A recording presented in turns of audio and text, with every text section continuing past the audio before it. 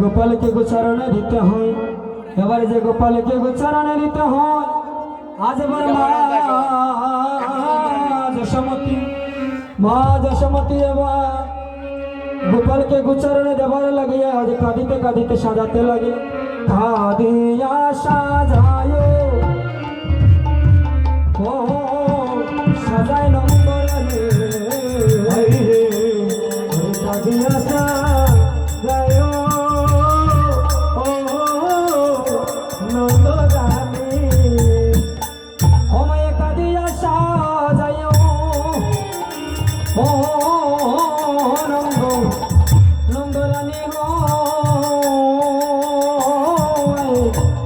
আজ কাঁদিয়া সাজায় সাজায় নন্দরানী ওরে কাঁদিয়া সাজায় ও নন্দরানী গো মায়ের নীলমণি আজ কাঁদিয়া সাজায়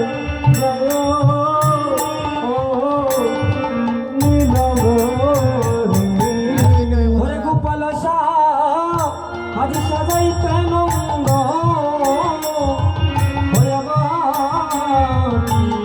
রানী না পাইল মায়ের গোপাল সাজাইতে নন্দ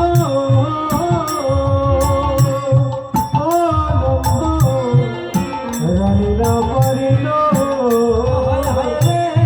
যতনে আজ কানের ছোড়া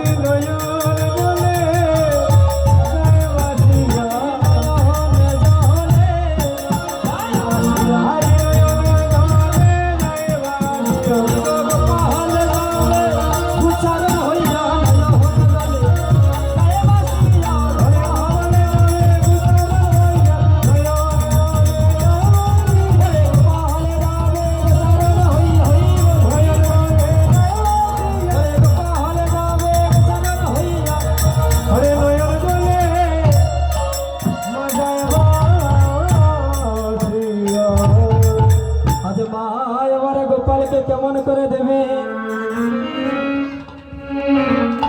গোপালকে আজ কেমন করে গুছারণে দেবেন কেঁদে কেঁদে ব্যাকুল হয়ে গিয়েছে। সাজাতে পারলে না তো সব রাখালগণ মিলিত হয়ে আজ গোপালকে সাজিয়ে দিলে। তাই এবার মায়ের গোপাল কি করছে,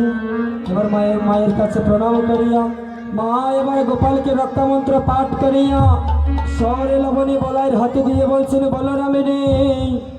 তুমি তো জানো বলরামি কানাই বিনে অবাগী মায়ের আর কেহ নাই। দূরবনে না যাইও নিকটে দেনু চড়াইও আর অবাগী মায়ে জেনে শুনতে পাই বংশীর ধ্বনি।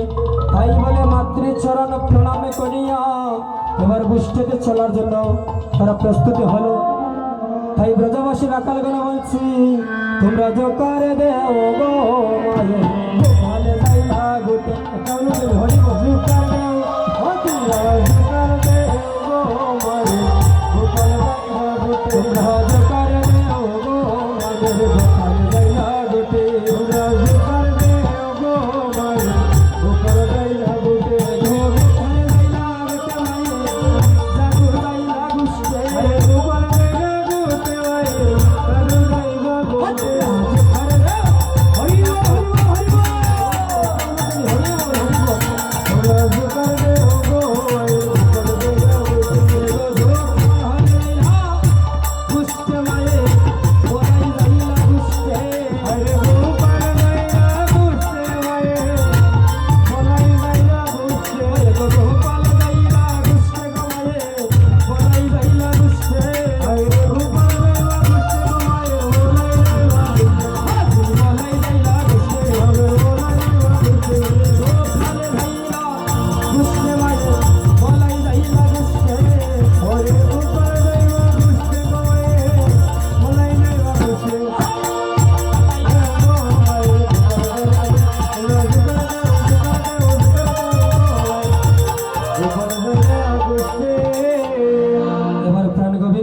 সকাগণকে যাবটি নগরীর পাশে দিয়ে বিচারণে যাচ্ছে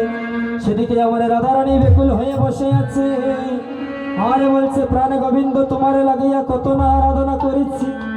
তোমারে লাগিয়া আমি বেকুল হয়ে আজ বসে রয়েছি তাই বৃন্দাবনে বৈষ্ণবগণ বিচার করে কি বললেন আজ নয়নে নয়নে মিলন হলো